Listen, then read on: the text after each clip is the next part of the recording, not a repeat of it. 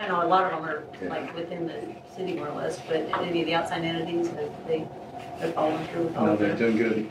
Some of the larger projects, they'll stretch out to be 2-3 year Yeah. projects, but even those were coming to a close this year. They've been working on the process to make it more streamlined to the end, just so they can get it done quicker and have it be consistent. But still have the proof of Yeah, performance all and that. all of that, and the mentioning of RAM. Yeah. Good, sweet, okay. No, It's a good group, they're great. yeah, well, the whole ramp tax entity is a great setup for us, and one that's definitely benefited the city in many ways, so. Yeah, it's been a great thing for the city, there's no question. Yeah, it has. Very good. They do quite a bit with it. Okay, anyone else? Yep, I have stuff. Yep, You know, I I always understand. have things. Yeah, that's good. I'm actually missing a DAC meeting right now because these students are really important. But DAC did move into their new temporary location, LSI, over on Layton Hills Parkway. And so we got a tour of that tonight, and the setup is really nice. They're excited about it, and LSI has been very gracious in what they've offered. So, they got space for everybody, and, the ticket area, not even a ticket area, but just when customers come in to get their tickets like they have in the past, it's just a nice space. So they're pretty excited about that, and they are in the office now. So it's over on 1530 Layton Hills Parkway. If you want to go visit, Tessa is also back. So she was at the Davis Conference Center last night when we had the student snowboard showcase.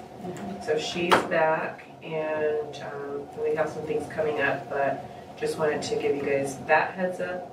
And January is the APAP conference where they go to New York to kind of start, getting acts and artists and whatnot for the summer shows. So that will be coming along a lot quicker. Also, we had a CTC meeting this week, and we're looking at some board restructure, just a way to maintain the leadership moving forward. So chair, vice chair, and having a permanent spot for the retail council rep, so that we don't have to worry about somebody moving into a chair position, which is what we had when Dawn was on. And that just prevents the person from the city who is helping or who is participating from being expected to be the chair at some point. And so, yeah, like I'm doing now. Yeah, I was gonna say that. Thank you for filling in. Yeah, we've got some restructuring that we're doing with plans to have a hard reset for January. And so we've got a lot of things in place.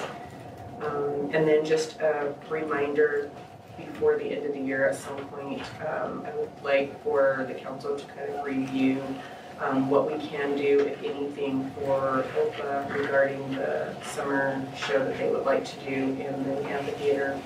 And so, like I said last time, they have their, the person who is putting the show together, they already know who that is, they know what the show is, and so they're starting things already, but they would just like to know if that is going to be an option for them or not, and if it is not, then they'll do, whatever else they need to do. But if we could have that at some point on the agenda before the end of this year, I would appreciate, because they would like that to come up for the council. That's it. Okay. Veterans Day, I think I've attended all of them. I may have missed one over the years, I don't know, but, Since 1918? 17. We started in 17. We've grown from the little Veterans Park over here to Central, but this was probably the best one that not because I was part of it, that's not. The general that spoke there, I thought, wow. It's like he didn't write it. He spoke it. And I was just sitting there like, wow, you know, he should be more than a one-star general to me. Not like I know, but I mean, it was, but everything else went off great. So kudos, and I mean big kudos. I can echo that. One of my sorority sisters works for the general directly, and she texted me that their entire office was raving about what Layton City did for the veterans during the parade and for the honor ceremony. Okay. And they were just, you know, really excited and happy with what Layton City provided to honor the veterans. And so I wanted to pass that along to you guys also. Well, thank you. We're so grateful for your participation, and even if you didn't get to ring the bell or read the names, just having you there was a huge benefit. We'll rotate on that, make sure that everybody gets a chance. This is the first year that we. I make a motion that we don't add any names to the bell.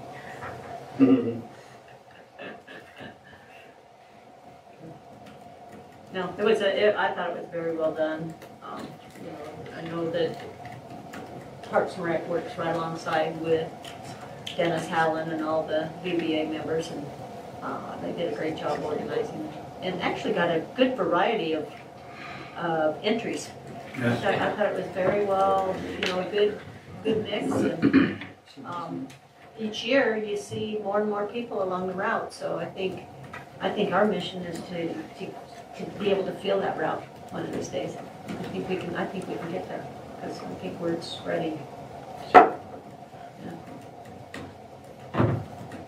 You gotta look like discussion. Yeah, no, not on the veterans, of course. Oh, okay. I was like going, really? Those veterans, no.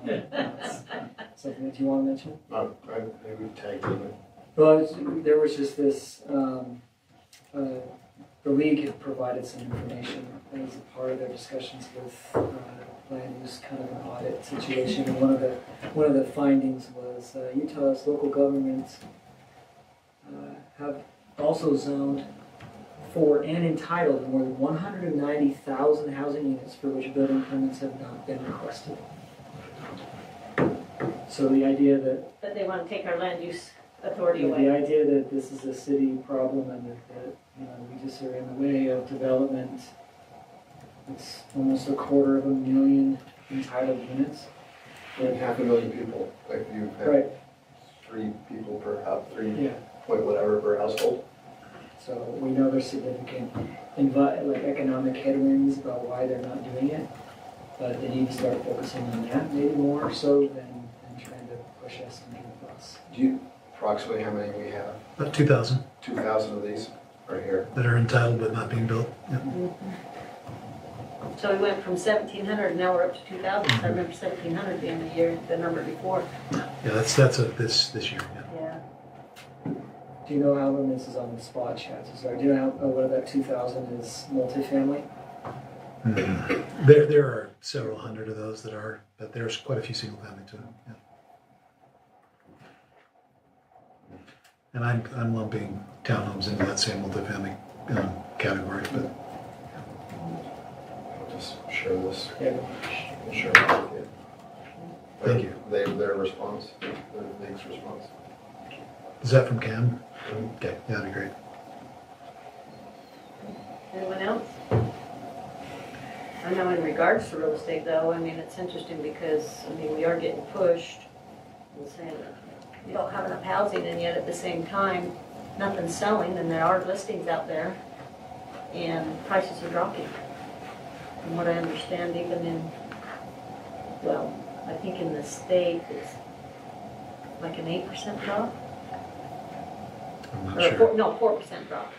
4% drop, and in Davis County, we're seeing that catching up to us now as far as prices of homes are already starting to come down a little bit because there's just not the movement that there was. So when everybody says that, oh, there's no houses to be purchased, there are. It's just the price tag. Yeah. But I guess my point is, you know, we saw this heavy spike after COVID, so 2 years ago, and now it's tapering back down. So, I ran Sorry. into a person, and I think she's the finance person for US Development, Danny Brightstein. Anyway, they built the Holiday on Antelope, I think it's in Clearfield, right there on the corner. And then behind it, they put multi-use homes. And she said they have 21 done. And this has been for a couple of months, and they've only rented 3. And they don't expect to rent the others without making some adjustments. Yeah, I'm hearing a lot of significant drops, but I guess the builders are dropping their prices just to try to get movement. Do we actually have occupancy rates? Are they, do we know what that's look like? In terms of apartments, I did see a report by CBRE that I think it was 4.75, I think getting close to 5, which that's much higher than it's been. Right. Yeah. 5% are unoccupied, 200,000 are entitled but not permitted. Okay. Just doing the math. Yeah. What, can I comment on that, maybe? Sure. Just a editorial comment. It's ironic, I was looking at you, gentlemen, because you involved a little more on this, but it seems to me that the league and the cities do a good job of providing factual data, just like you quoted. But it seems like it never gets the light of day, and so the public narrative that comes from the governor and the legislature and builders and there's an orchestrated effort is just the opposite.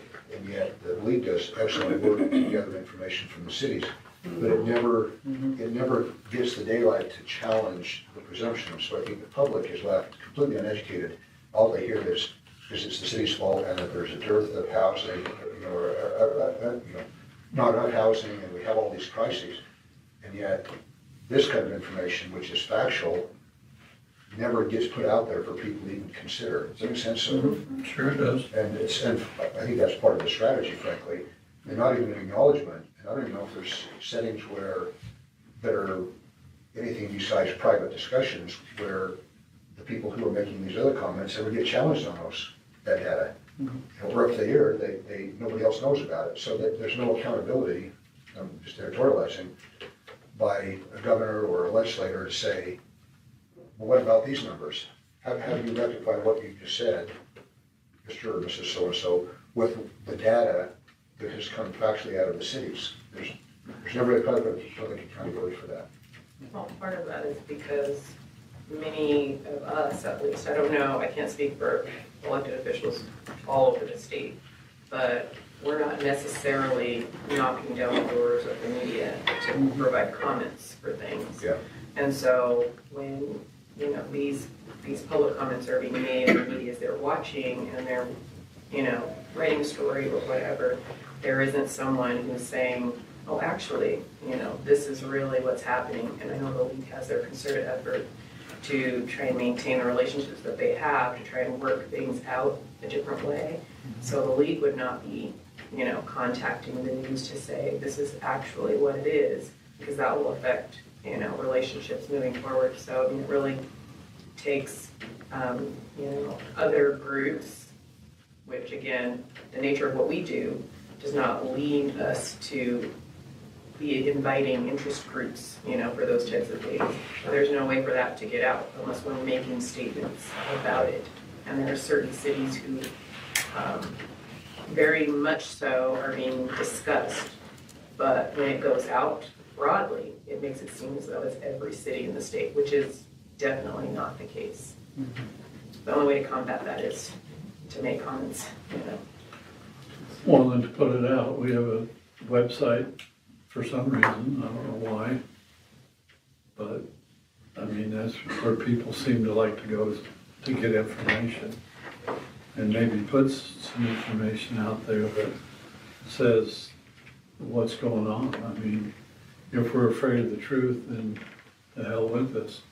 But, if it's the truth, Brent, say what we need to say. And so people, Tuesday night, we sat in a meeting for a couple of minutes a couple of minutes, times an hour and whatever it was, 5 hours, 6 hours.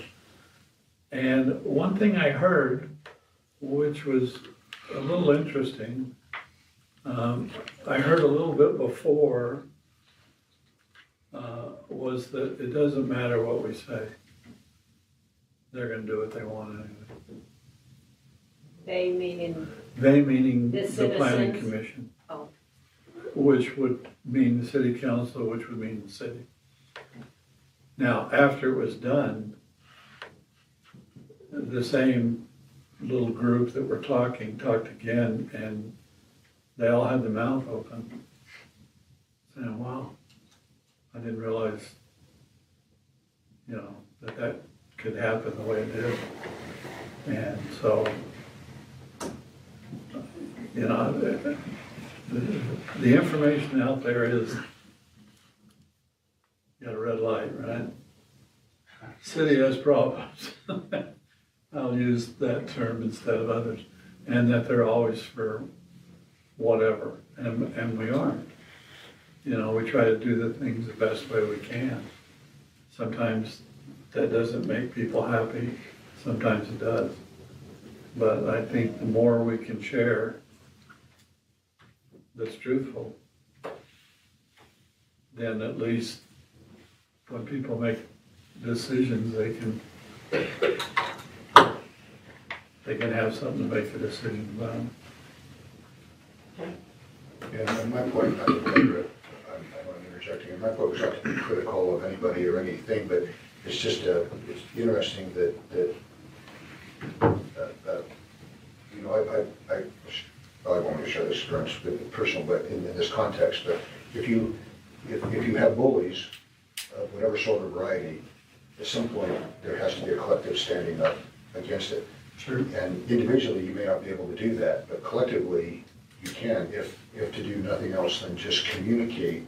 It's not that you're attacking the messenger on that side, but you're saying the data is not accurate. The cities have data that shows that the representation is not accurate. That's not a dismissal of the person, but it's so the public is educated, and now they're educated from one side by people who know better, should know better, and it seems like there's just not a response. And the frustrating thing, we're all frustrated, is that until collectively, I think, the cities, not to pick a fight, not to do this, that, but have the courage to stand and say, these are the facts, and educate their own citizens, that the same issue will continue, because there's too many interests driving it in that direction. The public are not aware, they think they're aware of it, they're not. That's just, I know we talk about this often, that's the frustration, because I think if we could get past that, and everybody would actually be honest about the issues, and there are issues, collectively, they could be solved between the state, the cities, the counties, the development community. These affordable, and Bettina talked about this, these affordable housing issues could be solved if people would look at them intellectually, honestly, and say, we all have a piece, a part to play in this, but now we don't have any part, you have all the part, and it just, one, you can't solve it, because our part is too small, right? But I guess it's just wishful thinking is at some point a leader would rise up at that level, that could do that and say, we're all gonna pull together and we're gonna solve this problem. And there's enough good people in the room, right, to solve this. And we can do it, but we don't have that. And the public, I think, just accommodates it because they don't know any better. They're not told any different. So anyway, none of that's meant to be inappropriate, but it's frustrating because it's a problem that can be solved if we would put our heads together and honestly say, we're gonna solve this. It almost takes a fight. I'm sorry. Until A and B get together and make a C. And until then, B's doing whatever they want, and A's trying to do something. If we're not together, we're not getting anywhere. very true. Okay, did you have one more comment? I was just gonna, reality is that there is a shortage of housing, and that's the reason things are so expensive. And so you've got people who wanna buy, and you've got people want to build. Cities don't build houses. This group helps to plan. So you've got a planning part of it, and then we get our policing power from the state. So they've got an oversight that's right there. And so it's not just a supply and demand issue. That is an issue, but it's not a 100%, because in the middle of that, you've got financing, you've got inflation, you have things that none of us can Have control, control of. no control over. And that's the problem right now. And so to think that it's because the planning of the city and the city's not, that is the issue, it's just that, it's not. Some cities are probably not doing what they're supposed to be doing, but I don't believe this city is, and we aren't.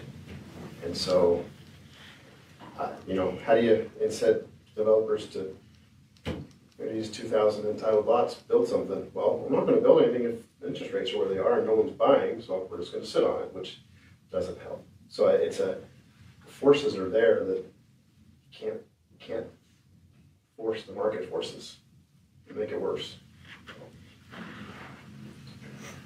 Yep. No, you summed it up very well, you're right. Okay. Let's go ahead and move on with our agenda items so we can get through them tonight. Item number 2.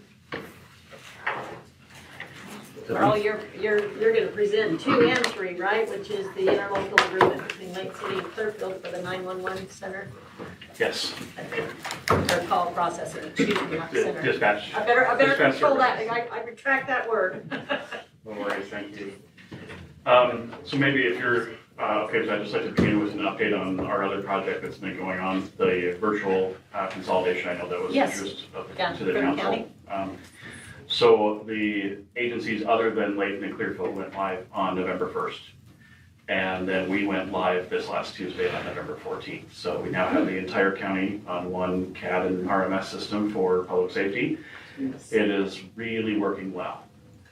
It has been a tremendous success, I think. We're still dealing with bugs and little things here and there, but that's all to be expected. We have a system with 1,400 users and a couple dozen agencies, but so far everything is working as we anticipated, and people are sharing information, collaborating, and things are really going well. So It's the universal Layton- language with everybody, right? Good job. So Layton took the lead on this project, and we're seeing the results of that, and the other agencies are happy with what we have been working with to provide it with. So It's awesome. Good job. Yeah, that's very good. so that was step 1. So the 2 resolutions that we're bringing to you tonight are for the provision of dispatch services. We talked about how we need to build a building to be able to handle the entire north end of the county's dispatch services, but that we could handle Clearfield's dispatch and North Davis Fire District, who currently is dispatched by the Clearfield Dispatch Center. We could handle them with the available the available space that we had, and then also taking on their staff that wanted to come over to join us and be in one organization. So what these 2 resolutions do is they're the 2 interlocal agreements, one with Clearfield, one with North Davis Fire District. They are materially the same, except for the Clearfield document has some sections in it regarding the actual employees and the transitioning of those employees over to Layton City. That involves some health or some vacation benefits and sick benefits that are being converted over that Clearfield will be paying us to take on those liabilities. So those items and the items about liability as far as the transition, who is covering what time period, those are part of the Clearfield document. They're not part of the North Davis document because that just doesn't apply to them. But other than that, the documents are materially the same, and happy to entertain any questions. Do you guys have any questions? So everything can be handled in the area we have right now with these 2 additions. Those 2 agencies, yes. How many people, I don't want to know about the fire, because I know that's a lot just in and of itself, but like dispatchers. So dispatchers today, we have 15 full-time. That includes the 12 dispatchers, 3 supervisors, and then myself, so I'm the 16th person there. By doing this, we are adding a total of 5 line level personnel one operations manager to be my assistant, basically. And then we also have some part-timers that are coming over that fill in. There's several of them that they have. So we'll have 20 full-time employees there, 21, sorry, excuse me. And those positions were, just to clarify, you didn't speak to it, but I just want to make sure that you understand. Those positions were brought over based on need, so they weren't, we didn't take employees that we didn't need from Clearfield. It worked out pretty good. The ones that wanted to come over, we had a need for it, and that's, otherwise we would have had to, if we took over the service without the employees, we would have to go out to the market to hire oftentimes new people, where here we have existing experienced people who are familiar with Clearfield, the layout of geographically as well as Layton. So it was a logical choice. They went through and carefully worked through those and said these are the people that would like to hire. And I think it worked out pretty well, because the ones that wanted to continue and not retire or this, that, were some of the skilled ones that we wanted to get, so. Yes. So we're not bringing everyone over, but those who were not brought over were people who were already planning to terminate or for whatever In reason. most cases, yeah, they were part-timers that didn't want to continue, or they were, you can speak to it better, but that's the discussion we've. There was one full-timer who retired and moved out of the area, and then there were a couple part-timers who were planning on leaving the industry anyway, and so this was just kind of an opportune time for them to do so. So it really worked out well for us. You know, we planned on exactly how many people we would need, and actually worked out they had the exact number of full-time people that were interested in making that transition. So it was really fortuitous. Any clarification at all as far as the 90-10 split when we want that, or wait till the next meeting? What's your understanding? I mean, I thought it was well documented in our packet. How long does it take for someone to mention the Clearfield? They know Clearfield and our dispatchers know Layton. How long does it take for the Clearfield ones to understand Layton? Yeah. I mean, just. It'll be a little bit of a process. So we have been doing integrated training since the time that we decided this was the direction we were going. So we've had them come over and sit at our consoles next to our dispatchers. We've provided them with all of our training materials, you know, and made sure that they are prepared to come over. And then following the transition, we'll be doing additional driving tours of the areas where we go out and show them, you know, dispatch-specific things about the different jurisdictions, both ours in Clearfield and West Point and Sunset area, as well as they will be ours, but the new dispatchers in the Layton area. Did you say Clearfield would be paying us for those salaries?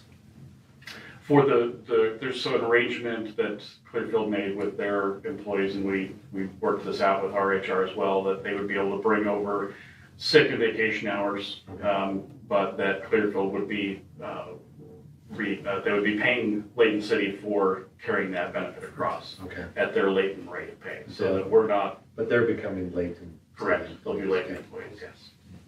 Yeah, up until the transition, we weren't going to subsidize the transition in any way, shape, or form, and Clearfield understood that, so they agreed to pay all of those costs through the transition, and then once they became our employees, then we would bear those costs, but they wanted to.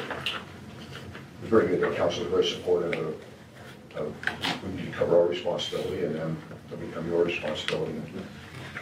So that was good.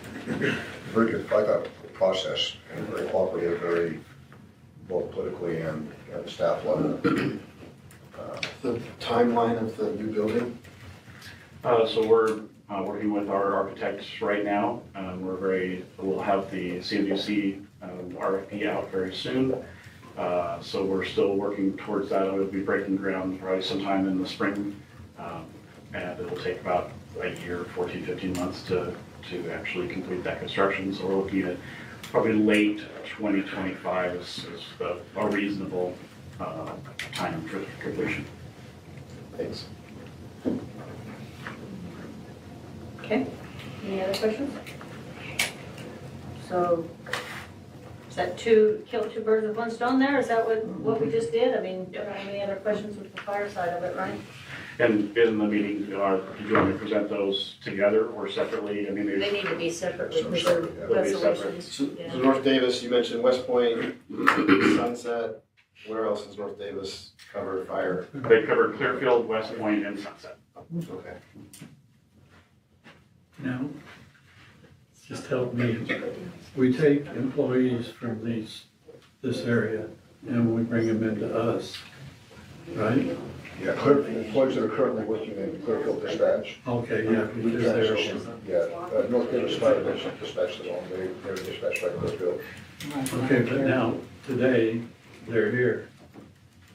Yes. Are they paid out of taxes from Layton or does Clearfield, and are they done with? So, sorry, Go ahead. Clearfield will be paying a contracted amount to us, and North Davis Fire District will also be paying an annual contracted Okay. amount to So us. it's not like we just incurred Oh, no. and we're taking over their city? No, Okay. they're paying their fair share. Right, yeah, that's, As well. Yeah. So maybe in the, out there you can explain that so everybody will understand that it's prorated based upon population and upon call volume and all that. Mhm. Okay. I can do that. Yeah, that'd probably be good, just so that, Yeah. I mean, I know, like I said, it was explained good in the backup, but this is aired to everybody. I think we want to make it clear that Layton isn't taking on their burden by any means. Good. Well, and you'll be reading the resolution out there, correct, or no? Did you want me to read the entire resolution, or is that, I mean, just give a summary of the actual cover sheet, or Yeah, I what's think your that preference? The cover sheet summarizes it and includes that piece. Mhm. So maybe if you read that, then, that could speak to what is happening, that this is an agreement. And those employees are going to become Layton City employees, but that's not until January, correct? November 28th is our target. Oh, November, okay. For some reason, I thought I saw January. January was in the packet. In I the think it had packet. to be before that. That was the, Cutover date. yeah, like Okay. it has to occur before then, or we're not gonna do this, we're gonna Oh, take it down the road. So. Yeah, so right now they're both city employees, but as of November 28th, they will be Layton City employees. And then the services that are being provided are on a contract basis. Contract, yeah. Can so, you, I was gonna say, and you feel like that 2025 date is a good runway for not needing more jurisdictions, more jurisdictions won't be needing our services until then, or are they? We can't really take on any more Yeah. jurisdictions other than South Weaver Fire has approached us in the past. They're a very small agency as far as workload, so I think we'd be able to accommodate them at any time between now and when the building was finished. That wouldn't be an issue. But as far as any other jurisdictions, yes, we really need to hold off until we have a building constructed. that kind Other of cities know that too. Yeah, they know They that acknowledge as soon that as and, it happens. that kind of answered my question. I'm saying, when you were working here without them, I'm sure you weren't sitting around doing nothing. Okay, but now we've increased it. Are there enough people to take care of this? Yes, based on our calculations, we have some statistical software that gives us the workload, the anticipated workload for every hour of the day for the week. And we believe that the staffing model that we've made up will cover Because those needs. now's the time to do it. Right. Yeah, I mean, because we brought on a lot, if you think of Sunset, Clearfield, and West Point, Mhm. There's a lot of area as much as additional people. Mhm. And it's a growing area. Yeah, it So is. that's Yeah. the bigger part of it. Bigger piece of your pie is why we need this Yeah. building. Yeah. Okay, anything else? I mean, I expected that to take longer, so I'm going to cut our other conversation short, but that's okay. Let's go ahead then and move on to item number 4, which is the budget. For the fiscal year 23-24. Oh, Tracy. Yeah. Look at Steve very often. I know, good news or bad news, so you can judge that out. We only see him when it says budget. Yeah, okay. We're talking dollars. That's coming up in a while. Next month we'll do the annual financial report, so we're working on that now. We had a couple of situations come up where we need to do a budget amendment mid-year, and normally I'll do a big compilation of them. We're not to that point yet, but these needed to be done mostly because of dollar size. So one of them, a request to use general fund balance of 2.6 million. There's an option we have to purchase some property from Wasatch Integrated, and as it's been explained to me, we're in a position to make that purchase, and so we need to do this budget amendment so that we have money available to spend. Because of its size, we can't just mesh it into other daily expenses. So that's what's proposed here is for this moment to use general fund balance and to enter into a contract to make that purchase. That's 2.6. The second one that's proposed tonight is in the capital projects fund. As the parks, shops projects at Ellison and at Commons Park have progressed forward, there's been a number of adjustments to those. And so the proposal here tonight is to increase the budget on those projects $1,936,170 and to use capital projects fund balance to cover that expenditure. I don't know if there's any questions on either of those or if we... You guys have questions on it? So for the first one, for that land, that's already within the Eastgate Business Park, or would it enlarge the? It would enlarge, yeah. This is currently outside the city limits, but It'll become part of it. Mhm. Yeah, okay. And then from the second one, does that take care of the project for both of those? Yes. It does. It's just time. So on the first one, if I may, we've talked about this before in sessions, and so initially the thought was just to wait until we went through the tech committee and the final approvals from the district and so forth, or we've changed it, so I want to bring that. The timing is, the money's available, we've had it in fund balance, so our view now is to go ahead and purchase the property. This is exercise the option from the West Energy District.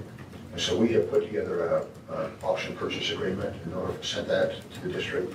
They sent back a couple of proposed changes that are boilerplate type, indemnification types of things, and no guarantees regarding the condition of the property, the title, and we're going to cover all that anyway, the title insurance on the property and so forth. But we'd like to close it and get it into the hands of the city sooner rather than later. And part of that is for the purpose of, one, because we have money, there's no reason to delay it, but also to provide assurance to the tenant. The tenant has been pressing, because they have plans that will include this area, they've been pressing the developer to be able to demonstrate that the verbal commitments the city's made will be realized.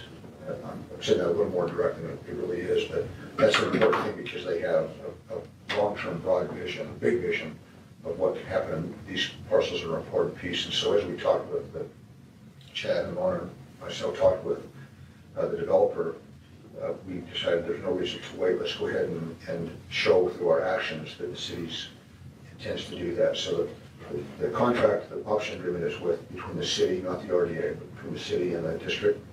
So we'll get into the city's hands, and then we'll go through a process and work with the council and the RDA board, which is same people obviously, to transition that into the RDA's hands.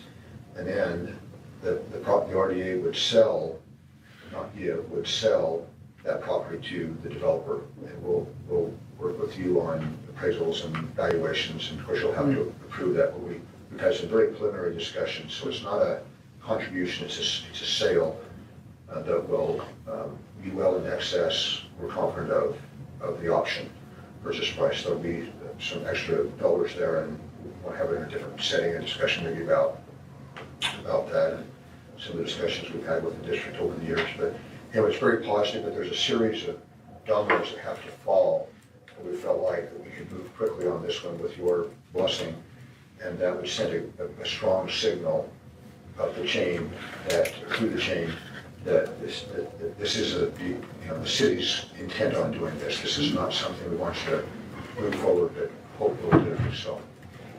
My first question was just on the value of the option compared to to fill.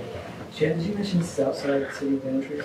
I'm sorry? Did you mention this is outside city It boundaries? is, yeah, there'll be an annexation process we're gonna go through, yep. Because that was my question, if it's outside city boundaries, what is that mean for a property owner that's in a municipality outside of its own boundaries? So it's unincorporated? It's unincorporated, we'll have to go through an annexation process. Having this in our ownership will make that easier as well. That answers my question. And then on the parks, can you maybe, or do you have any other questions on that? It's okay. Do you want me to amend the meeting, say we're over?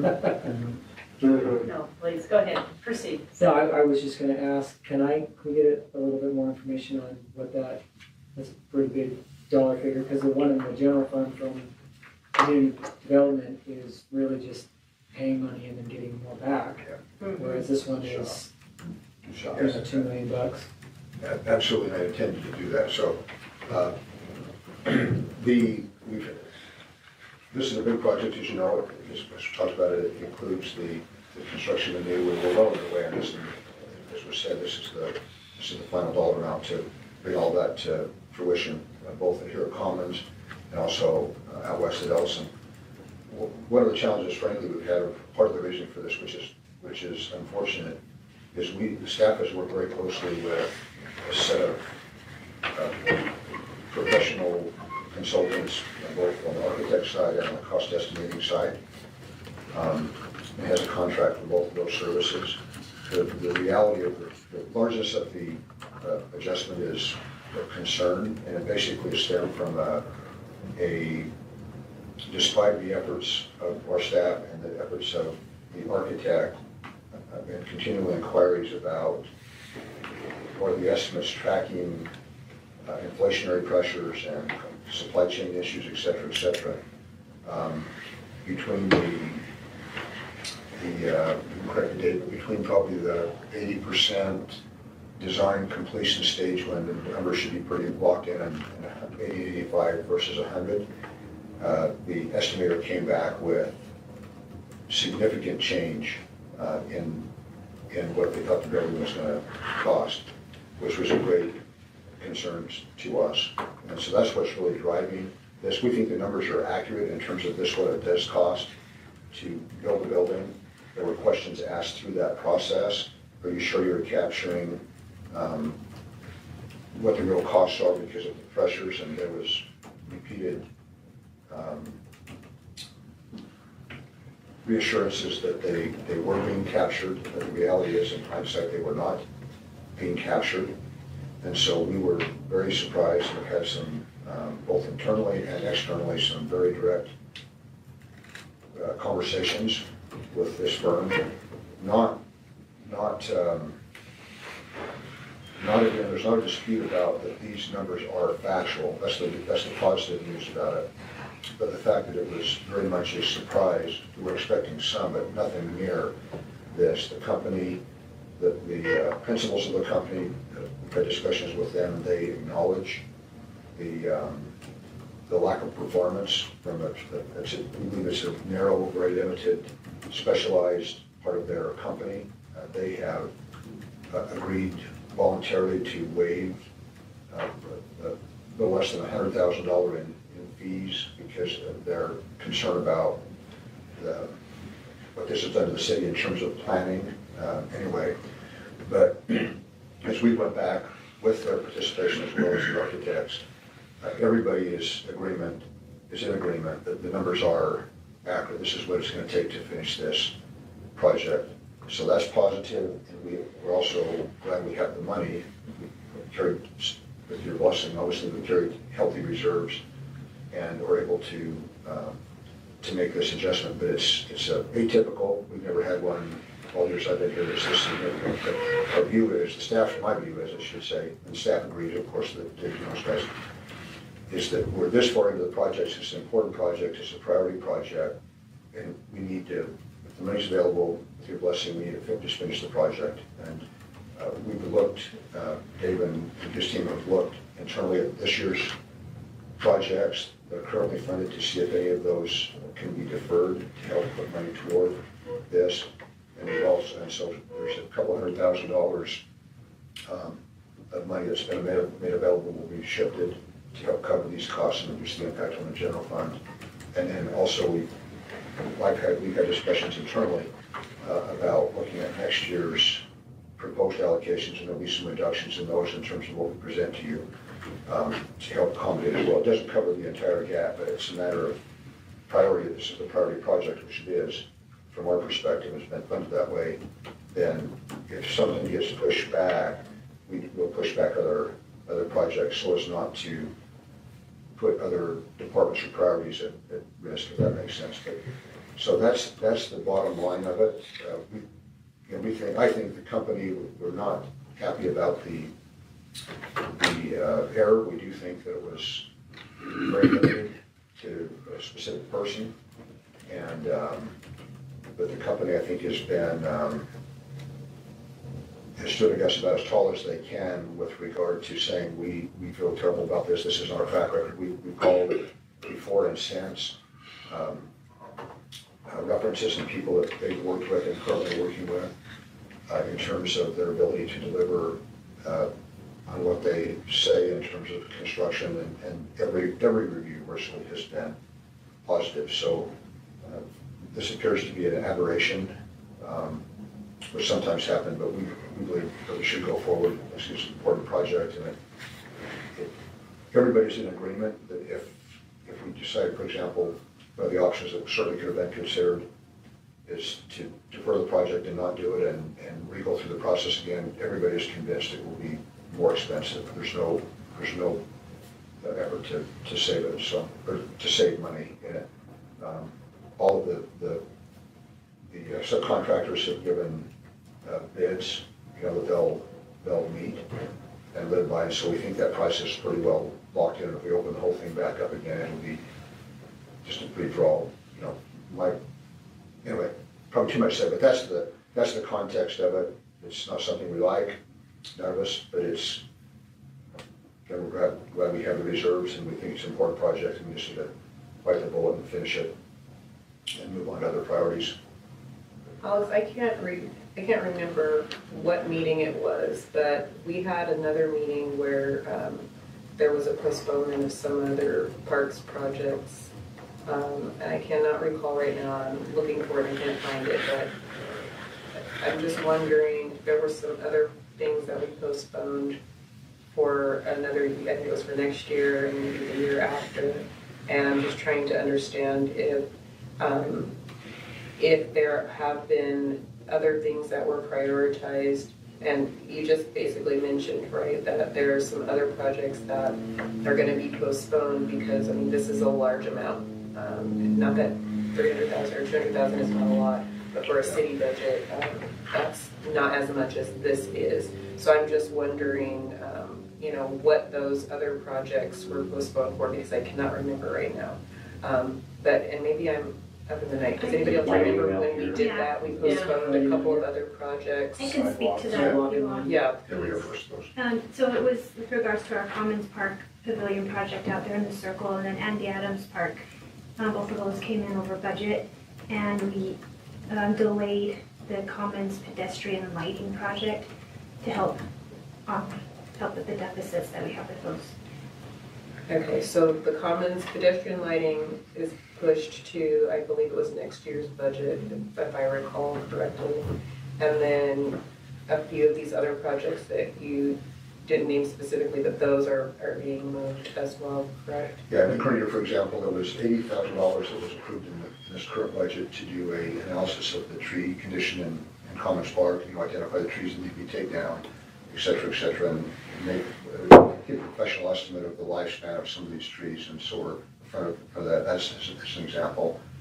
Projects that were intended to be based on the plan we have, and these are what staff would recommend. You guys obviously make the final decision on what gets funded and what doesn't.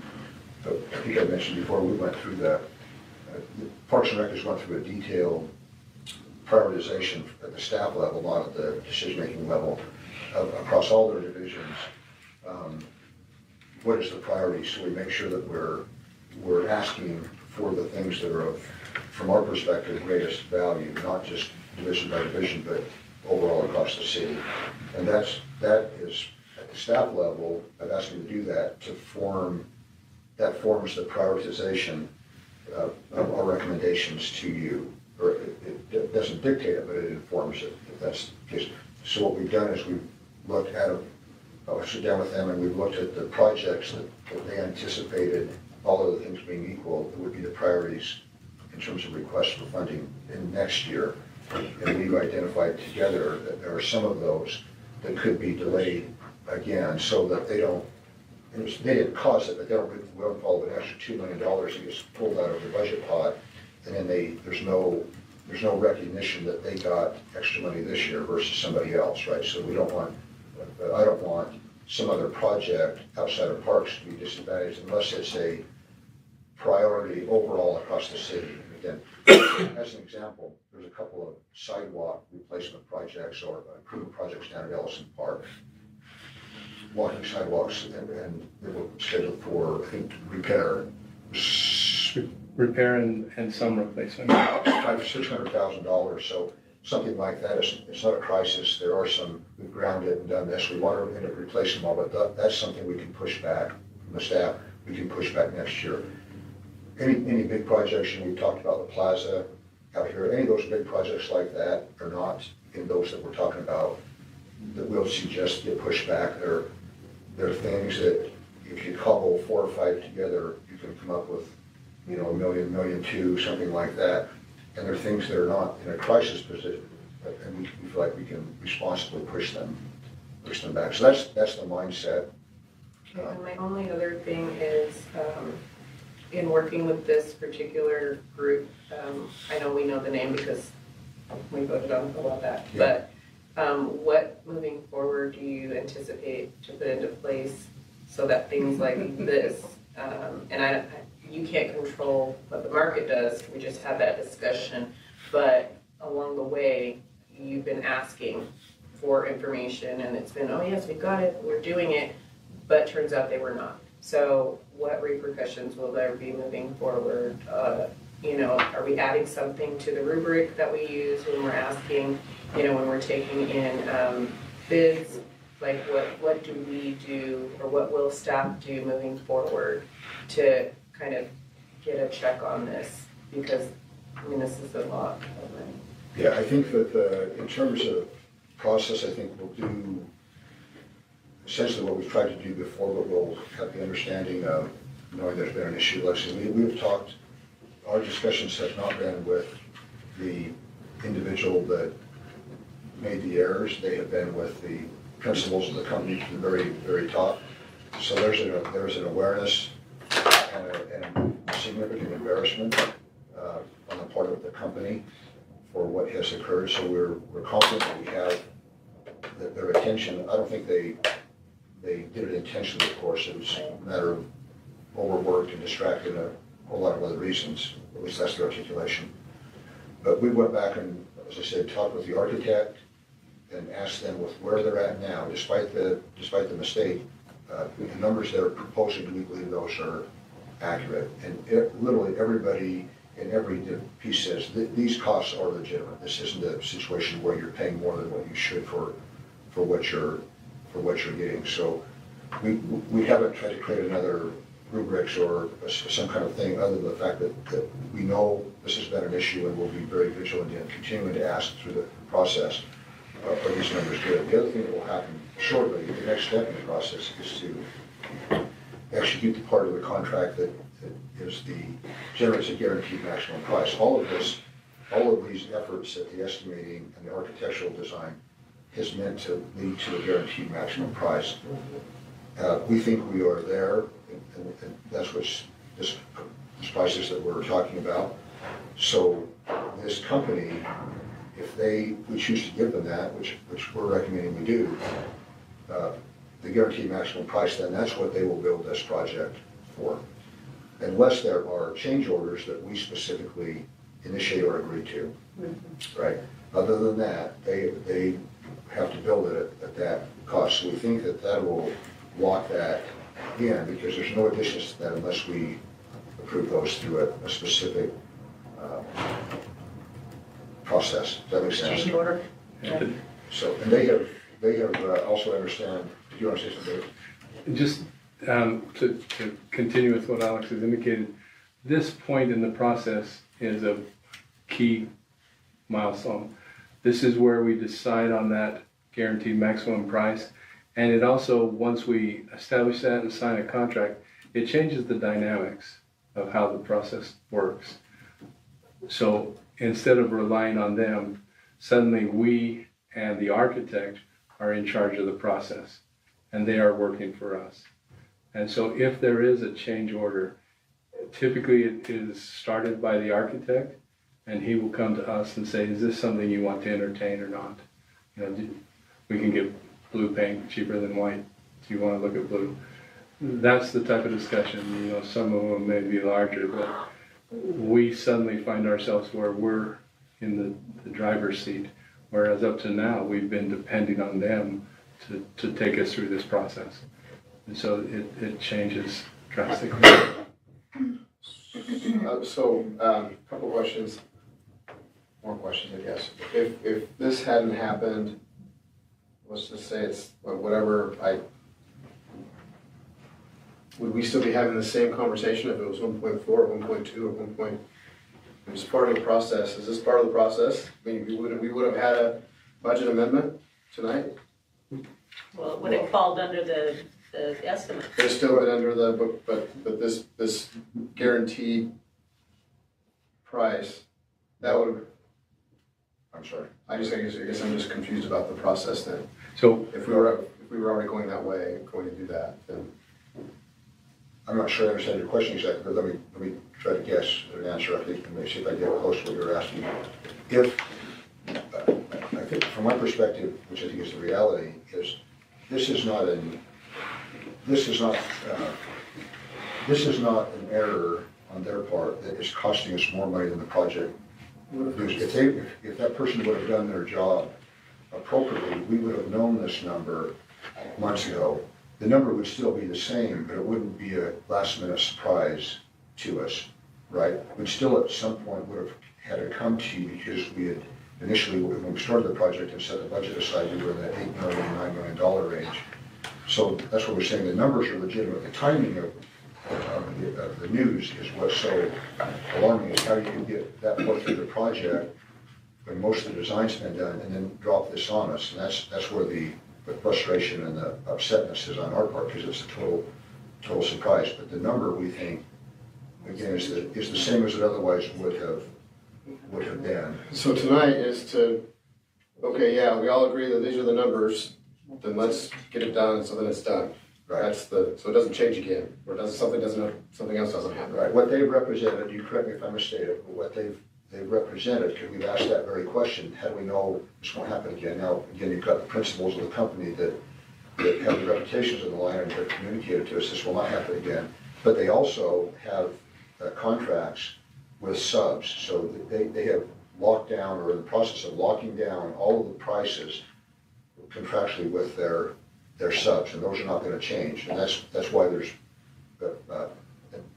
urgency is not, it's too strong a word. That's why we're bringing this to you now, obviously, is we want, if they have lockdown contracts that subs willing to sign, that brings certainty to the process. If we start the process over and they go back out, or a different contractor goes back out and talks to different subs and more subs, then we're at risk that the cost will go up, and everybody thinks that's what's going to happen. So we think it's a critical point to lock this price in, and then know that going forward, the only way that increases is through change orders that we initiate or have to approve.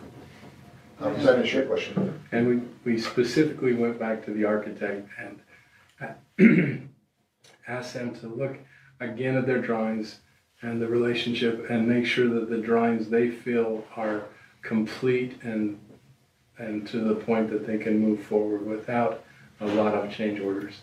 And they acknowledge that there will probably be some, which is typical in a construction process, and we have a contingency built for that. But they do not anticipate any large change orders. And even if they do, this is the number that is in the contract that we agreed to. They're obligated to complete with the contracted amount unless we are initiating some type of change. That's correct. We always have the option to say no to those change orders. They have to build to the guaranteed maximum price unless the city approves the change version. There will not be any, I can tell you, because it'll come from me, there will not be any request for large amounts of additional money, and we think we have a contingency that will get done within the structure we have, so.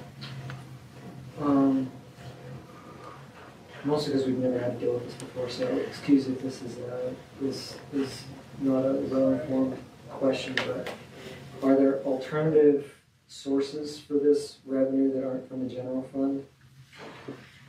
I'm just thinking about RAM, mostly because it's Layton money, it's for a Layton project, we funded the Freedom Memorial, blah, blah, all kinds of stuff that's Layton specific.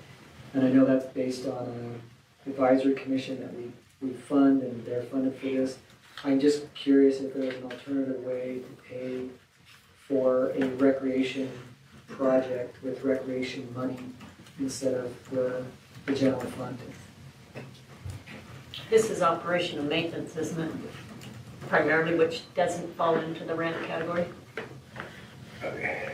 It is operations and maintenance, Yeah, so. but it But it's a building, Yeah, right? it is an improvement to the system.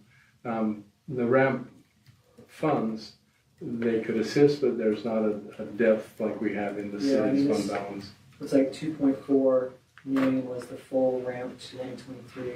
I guess I'm just thinking forward for like what we would be doing for 2024. Yeah. If we would rein back all those recreation or all those ramp potential grants and say we had something come up, but there's just not going to be enough ramp money for the next year because we're going to be funding this additional $2 million for our project. So it was just a question if that was feasible or if that works at all.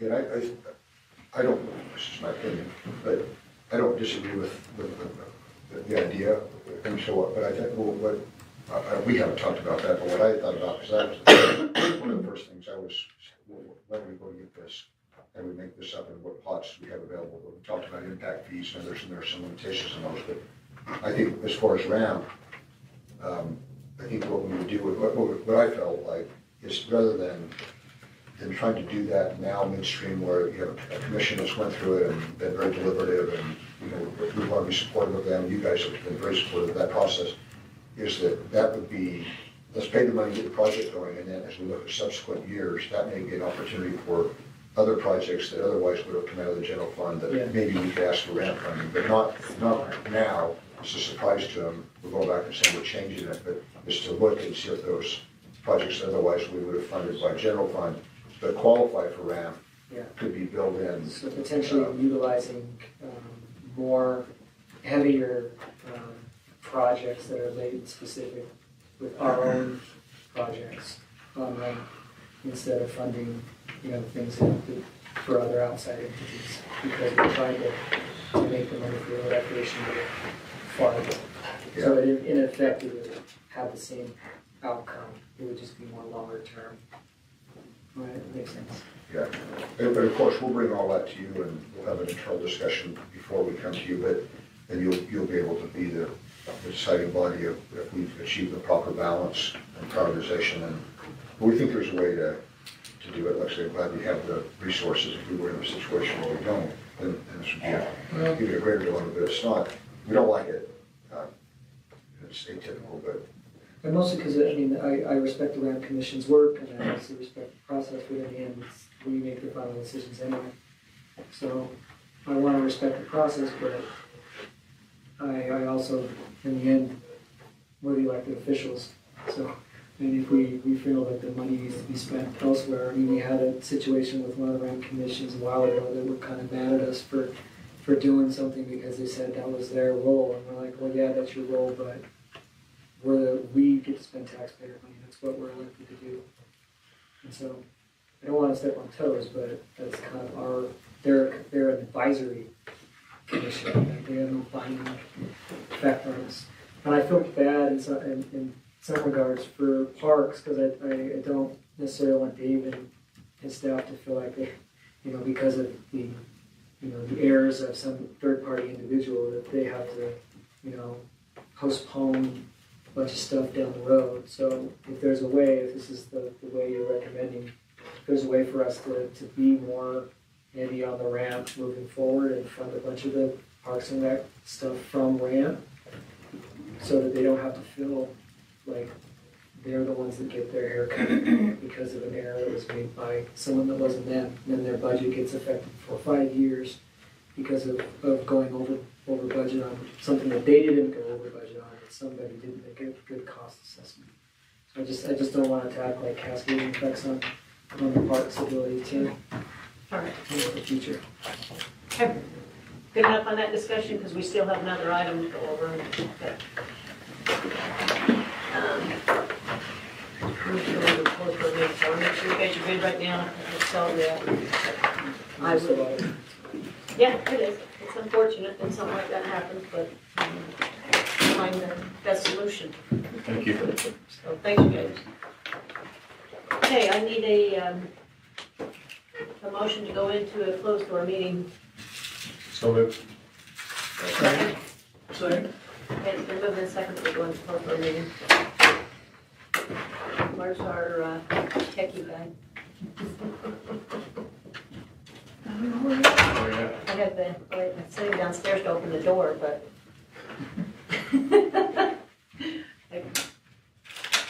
And they got in, so we should be good. So, that's my too.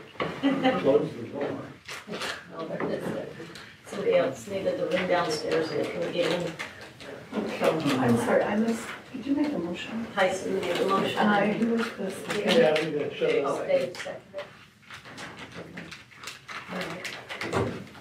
Well, gee, since we're getting, while we're waiting, let's get into this basket. This is, we can do it here. This is your birthday celebration for Zach, right? Wow. So that, no cake for you, just gummy bears and Thank you. Sour Patch. So we're sharing your birthday. We're sharing your Go birthday ahead. celebration. By all means. I forget my birthday even exists. They were calling my name. Oh, come I'm not a on. birthday person. Really? My wife, on the other hand, it's all week. Watch out. It's an all week event. Yeah. Well, you got Sour Patch or the gummy bears. Awesome. I think I might have to do the Sour Patch. You wanna take the Sour Patch Kids? You like those too, right? Yeah, he's a beef jerky boy. Protein. They said you come downstairs. He might have opened up the Can't door, imagine but I this thought is he very was back. middle of, I mean, that middle of was- the morning when you get How out. long ago was it? You said I'll go down where. Just to the break room, or it's. Downstairs? We don't have the break room, but maybe we got sidetracked. This has protein in it. Yeah, the bears, that's what I was saying. Good bear.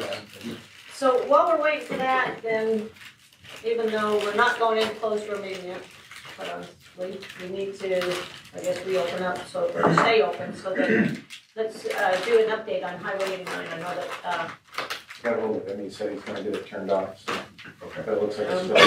We just wanted, I apologize, Mayor. that's okay, go ahead, give us the update. So we wanted to provide a quick update on Tuesday night. Planning Commission, you may have been contacted, Dave was there. There was the issues on discussion on Gordon Avenue, the town center. Sorry. So we wanted to, so there were a lot of opinions about what wasn't been, so I just chatted. In case you are contacted, you'll have the context of what the discussion was and what the intention was, just briefly. And then we go with the close door, if that's all right. Is that fine? So, I'll try to be as quick as I can. We did have a great turnout on Tuesday night. We had a lot of people interested in the subject, which we're glad to see. I think if I had to characterize the meeting, it would be that it was maybe a misunderstood opportunity. And that I think is something that we'd like to try to maybe correct in future meetings. But I think we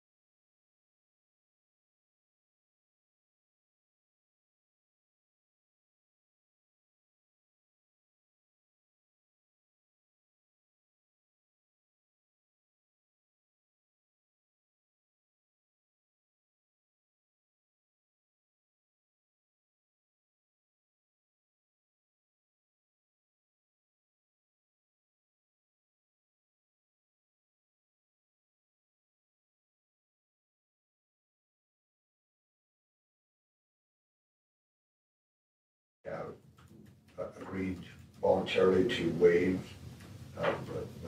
no less than $100,000 in fees because of their concern about what this has done to the city in terms of planning anyway. But as we went back with their participation as well as the architects, everybody is in agreement that the numbers are accurate. This is what it's going to take to finish this project. So that's positive, and we're also glad we have the money.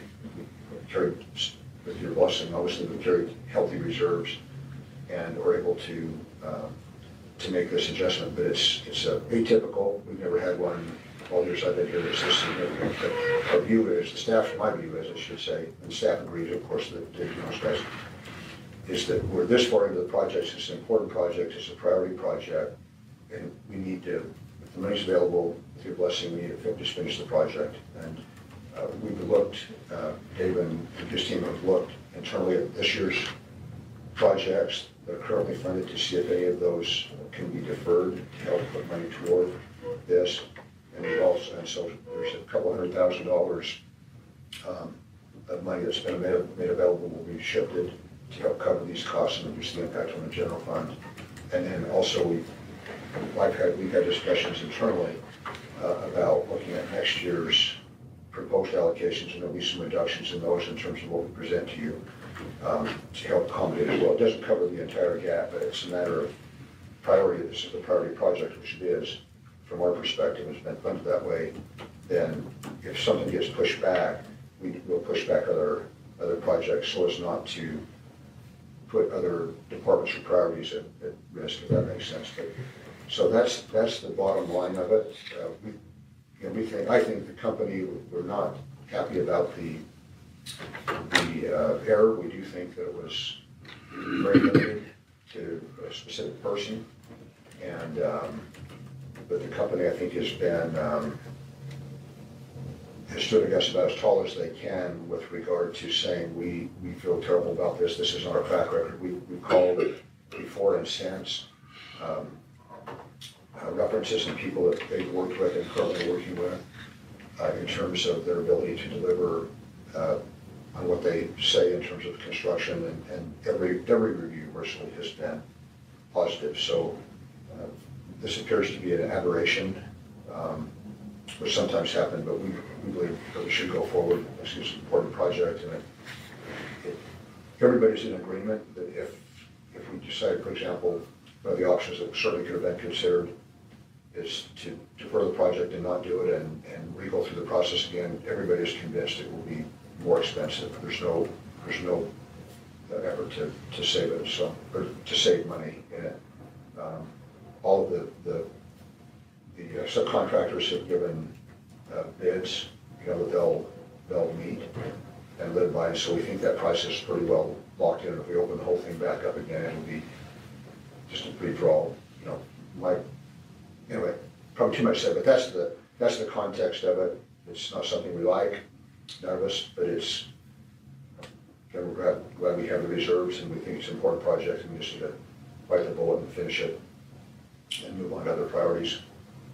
Alex, I can't remember what meeting it was, but we had another meeting where there was a postponement of some other parks projects.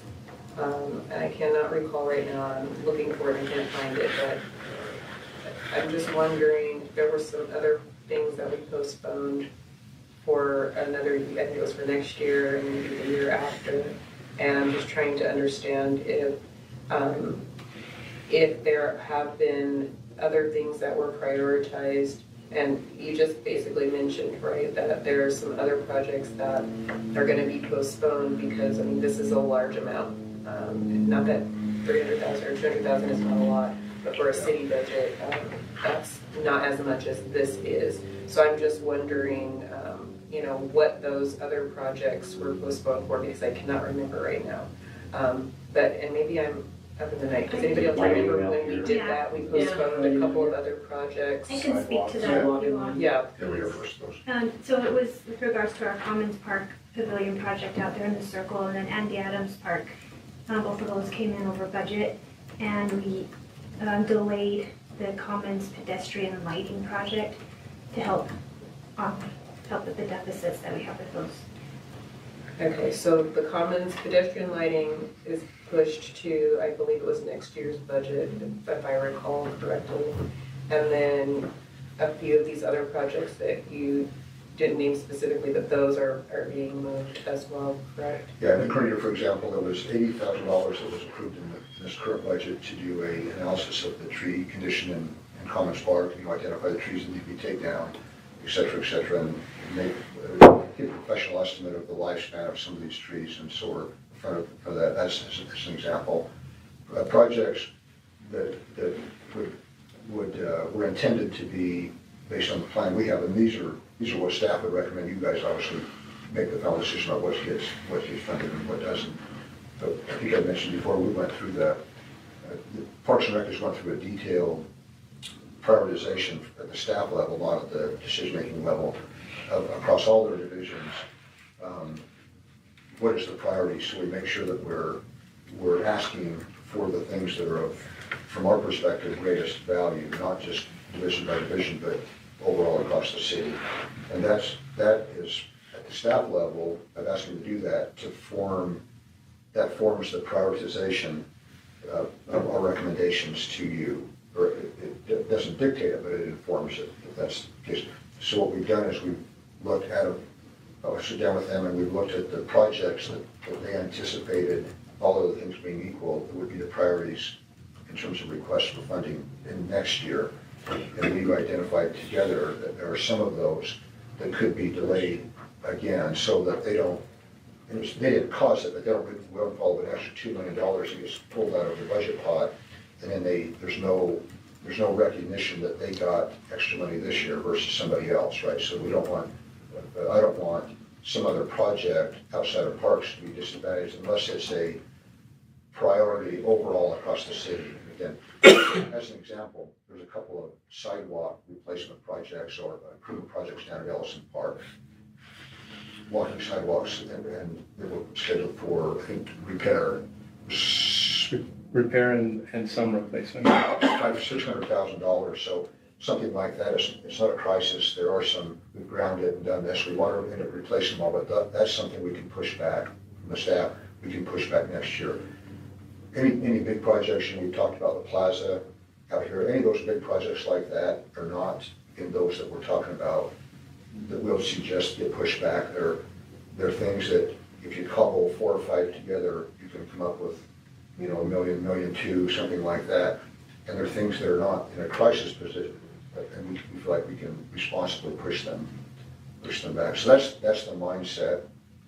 Okay, and my only other thing is, in working with this particular group, I know we know the name because we voted on a while back, Yeah. but what moving forward do you anticipate to put into place so that things like this, and you can't control what the market does, we just had that discussion, but along the way, you've been asking for information and it's been, oh yes, we got it, we're doing it, but turns out they were not. So what repercussions will there be moving forward? Are we adding something to the rubric that we use when we're asking, when we're taking in bids?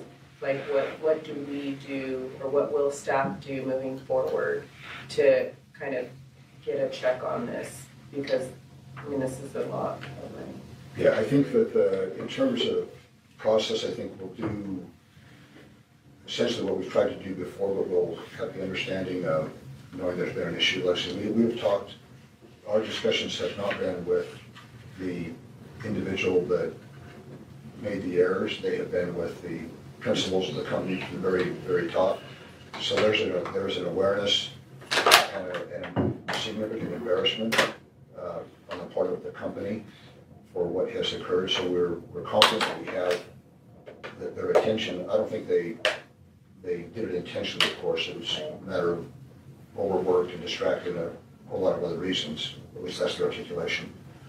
But we went back and, as I said, talked with the architect and asked them with where they're at now, despite the mistake, the numbers they're proposing, we believe those are accurate. And literally everybody and every piece says, these costs are legitimate. This isn't a situation where you're paying more than what you should for what you're getting. So we haven't tried to create another rubrics or some kind of thing other than the fact that we know this has been an issue and we'll be very vigilant in continuing to ask through the process, are these numbers good? The other thing that will happen shortly, the next step in the process is to execute the part of the contract that generates a guaranteed maximum price. All of these efforts at the estimating and the architectural design is meant to lead to a guaranteed maximum price.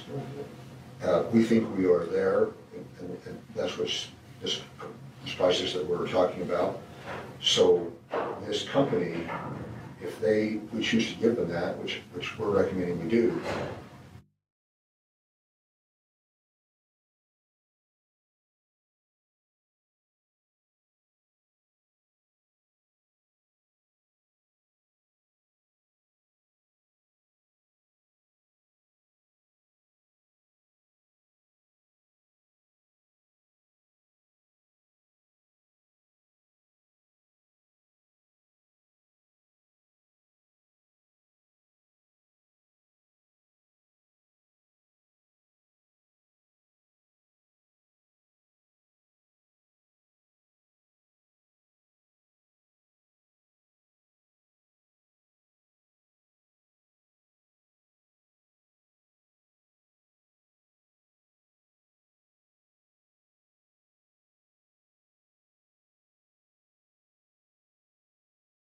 Time is 7:02, and before we get our meeting started, as we traditionally do with our pledge and prayer, which will be by Councilmember Roberts tonight, I also want to acknowledge on the stand here with us is our new city attorney, which is Mr. Clint Drake.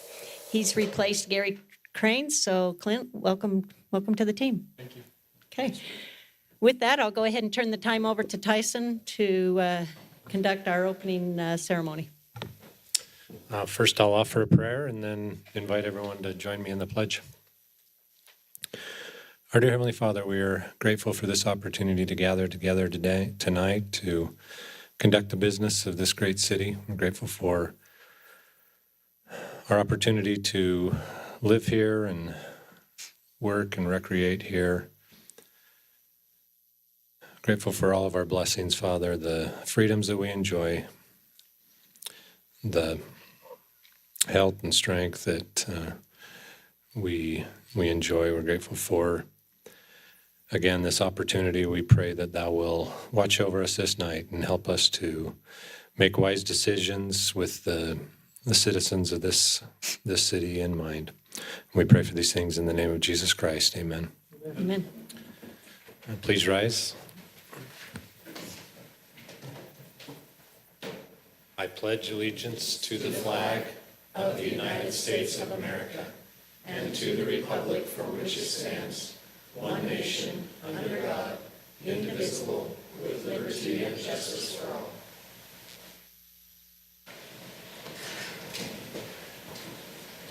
Okay, thank you very much. We appreciate that. Okay, Council, tonight we have several sets of minutes that we need to be acknowledged and voted on. I do know that you did receive a last-minute email on some changes, and I understand there might be one more change. So with that, I'd acknowledge if somebody would like to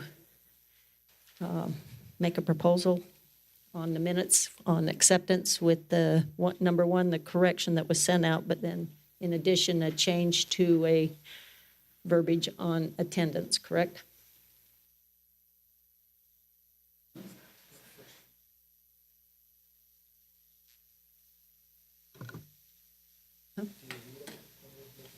No, well, yours you'd want to mention, but go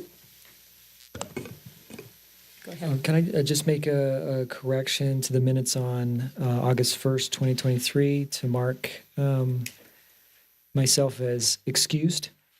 Thank you. Do you want to make a proposal that we accept the minutes Sure, as written with the adjustment that was sent And then out? accept the minutes of the Layton City Council Strategic Planning Meeting, Work Meeting August 1st, 2023, minutes of Layton City Council work meeting August 17th, 2023, minutes of Layton City Council work meeting September 7th, 2023, and the minutes of Layton City Council work meeting October 19th, 2023 with the corrections that were posted. Minutes of Layton City Council meeting October 19th, 2023, and the minutes of Layton City Council special meeting November 2nd, 2023. Okay, is there a second? Second. Okay, it's been moved in second that we adopt the minutes as spoken. All in favor, please say aye. Aye. Any opposed? Okay, thank you very much. Okay, council, I know several of you sit on boards that you want to share your municipal events with. So with that, I know, Bettina, you usually go first if you'd like to. Sure, thank you. I just wanted to provide some information about some events happening this month and the months coming with Davis Arts Council. They, as I mentioned last month, we do have their small stage series happening on Fridays in October, between October and March. This week, they will have the Offbeats Traditional Jazz Band, and that will be at 7 p.m. They are now performing at the Abington Senior Living Center, and those are free to the public. And then also, for the holiday season, they will be participating in the Active Pages, and they'll be doing a Christmas carol this year. The dates are November 28th, 29th, and 30th. You can go to their website to sign up. This is where they read the story and they walk through the park.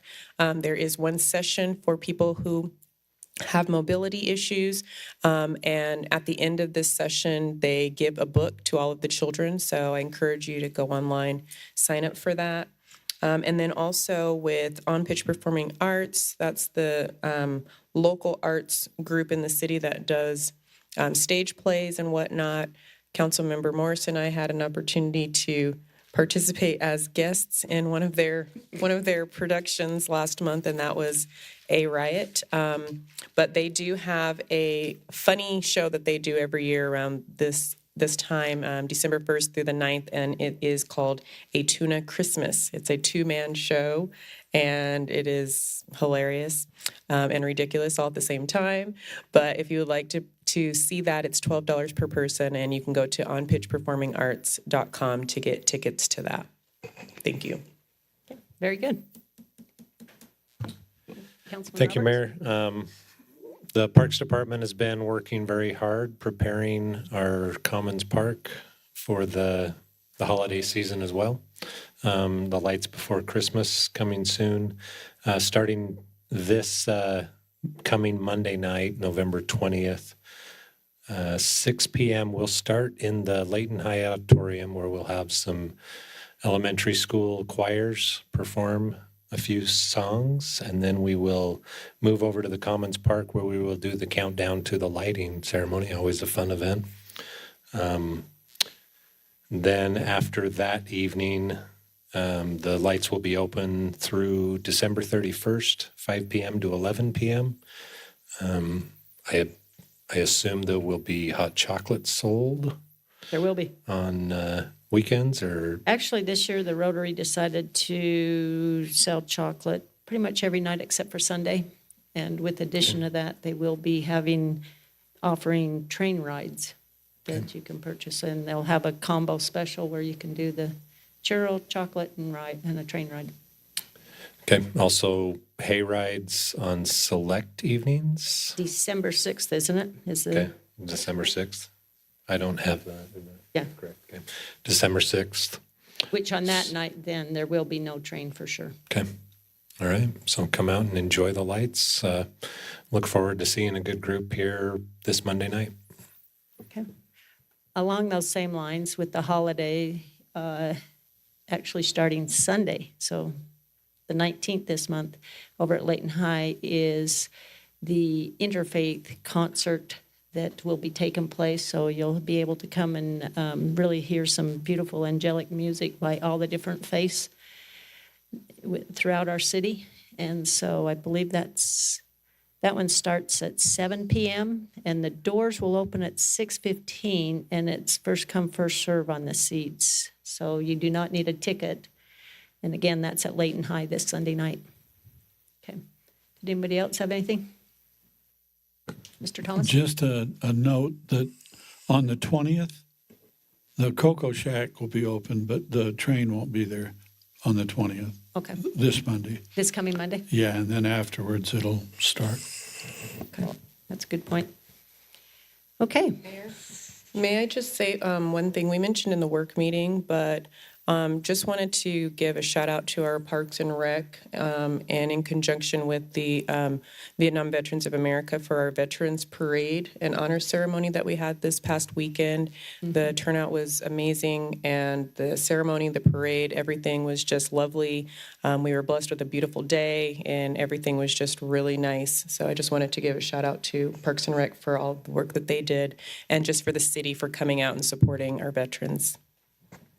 Very good. You're absolutely right on that. Okay.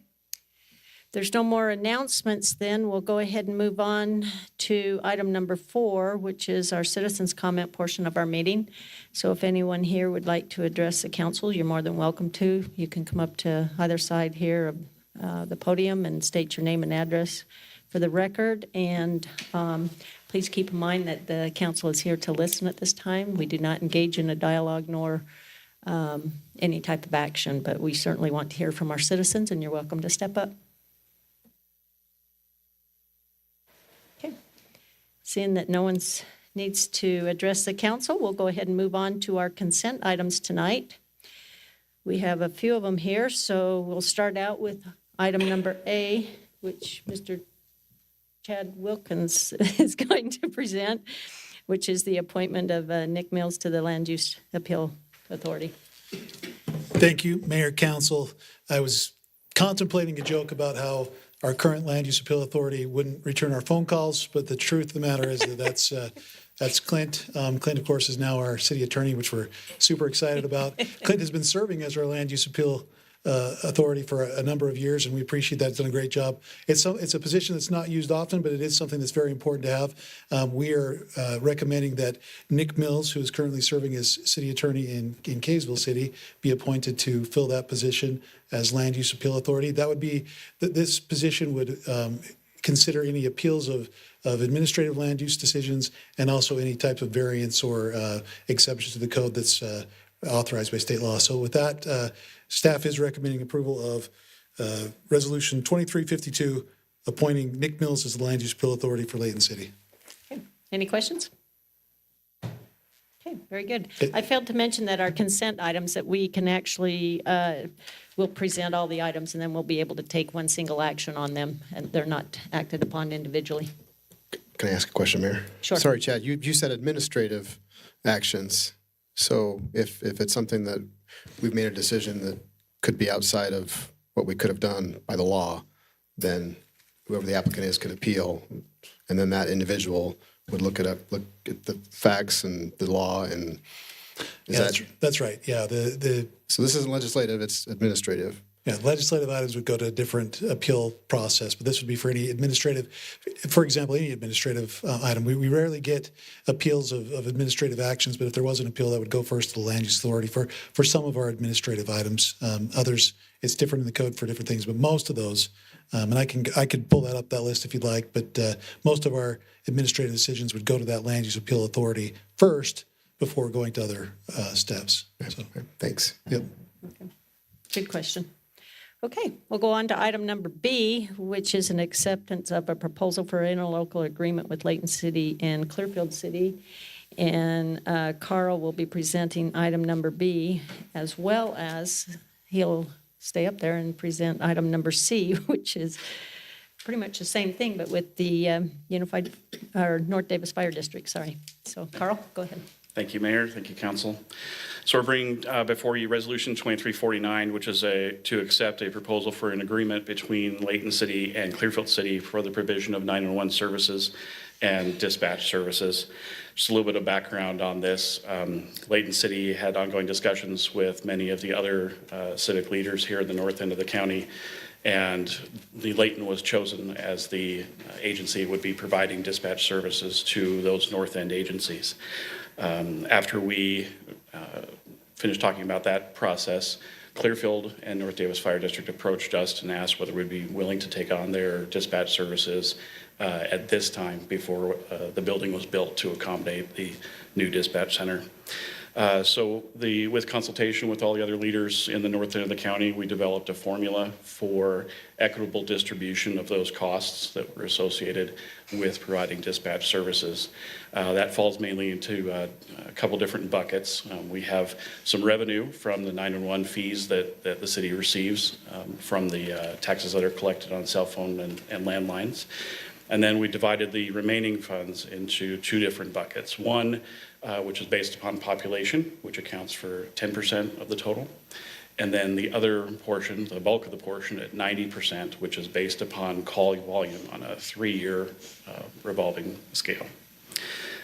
We also worked with Clearfield to provide a way to transition their employees from being Clearfield employees to Layton City employees.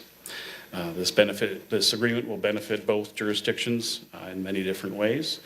We believe it's going to improve the quality of service that we provide. At the same time, we may see some cost savings due to economies of scale. And we believe that it's also going to integrate our police and fire departments even more, as well as allow us to prepare for our future physical consolidation with the other North End dispatch agencies. So staff recommends that this resolution be adopted. Okay, any questions? Okay, very good. You can go ahead on to item number C then. Okay, and this one's 2350, and it's for the resolution accepting the proposal for an agreement between Layton City and the North Davis Fire District for the 911 services and dispatch services. Just mainly to the rationale behind it is the exact same as for 2249. Just by way of comment, we have an outline and agreement with Clearfield City, and we've also outlined a separate agreement with North Davis Fire District.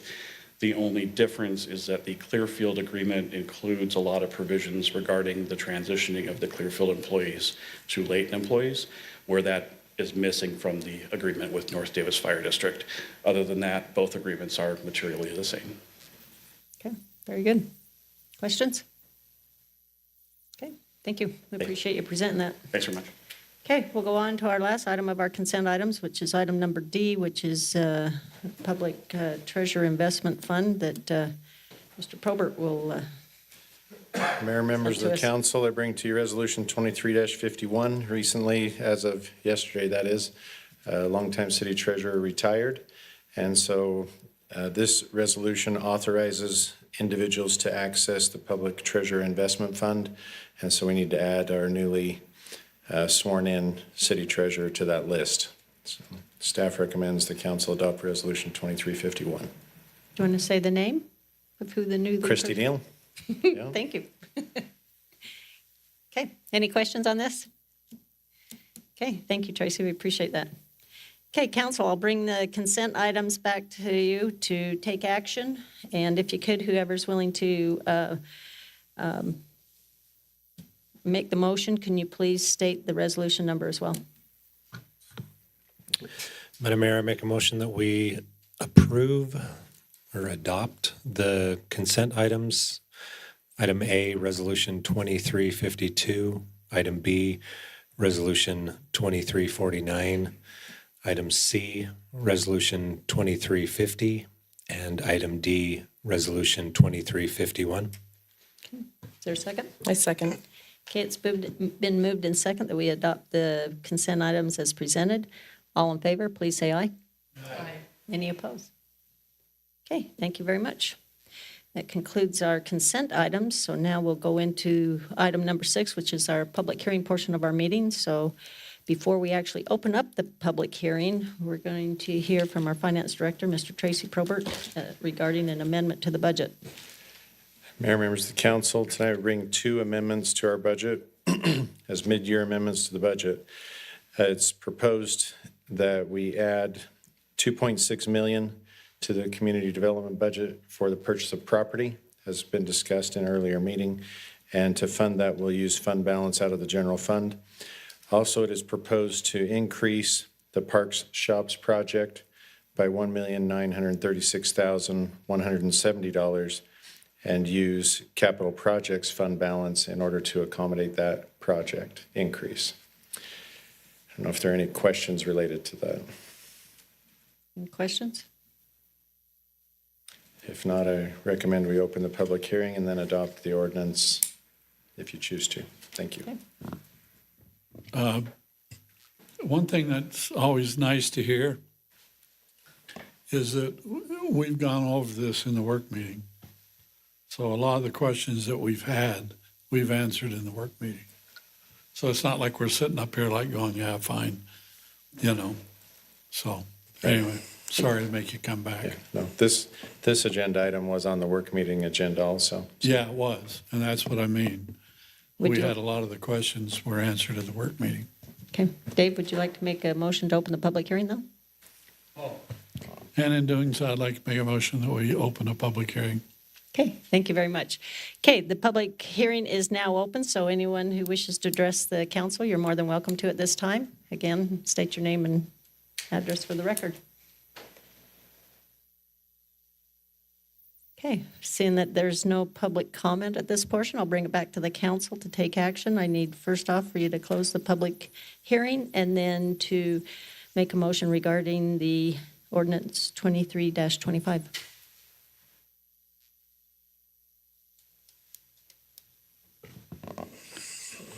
Make a motion, we bring the open meeting, close the open meeting. Correct. Right. And then I also make an amendment to the budget for fiscal year 2023, 2024, under ordinance 23-25. In favor? In favor of. Okay. Sorry. Okay, it's been moved in second that we adopt ordinance 23-25. Being that this is a public hearing, we do need to do roll call. Is that correct, Mr. Attorney? That is correct. Got you engaged. Thank you. Okay, with that, I'll go ahead and start at this end down here. Councilman Roberts? Yes. Councilman Bloxham? Councilman Morris? Yes. Councilmember Smith Edmondson? Yes. Councilman Thomas? I don't get a first name? What is this? Nobody does. Yes. Okay, thank you very much. That voting is unanimous, and that pretty much concludes our agenda items as posted. However, I do want to make one comment under unfinished business, and that is that we are in an election process and that many of you have received your ballots, and I'm sure many of them have already turned them in. But I just want to make a friendly reminder that tomorrow is the last day that you can put them in the post office so that they'll be counted correctly, although you have until Tuesday. But for your convenience, it is a mail-in ballot, and so I just highly encourage everyone to exercise their rights to vote. So with that, I'd entertain a motion to adjourn. Is there going to be a meeting after this? Oh, excuse me. Yes, thank you very much.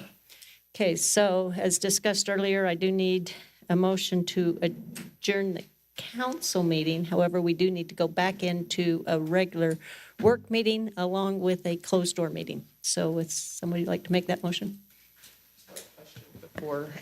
Sure. So we do need to go back into the work meeting because we are finishing out the end of that discussion. Do we need to open the closed door meeting here, or would we open it there after closing that meeting? You can do either one. And then just for the purposes of the record and for the public, it was, the closed meeting was publicly noticed on the work agenda. If they're looking at the regular meeting agenda, they're not going to see it. It's on the work meeting agenda. Council ran out of time and had the discussion that they would finish this up after this meeting. So you can do it out here if you want. It's not a big deal. And then just state the location of it. Yeah, let's do it here just so it's on this public record here. Okay. I move that we adjourn the public meeting and that we reconvene in the work meeting and that we also open a closed door meeting immediately following the end of the public work meeting. Okay. Is there a second? Okay, it's been moved in second. All in favor? Aye. Okay, thank you very much. I see that we do have some students, it looks like, out here in the audience, so you have several members here to witness you've been here. I've never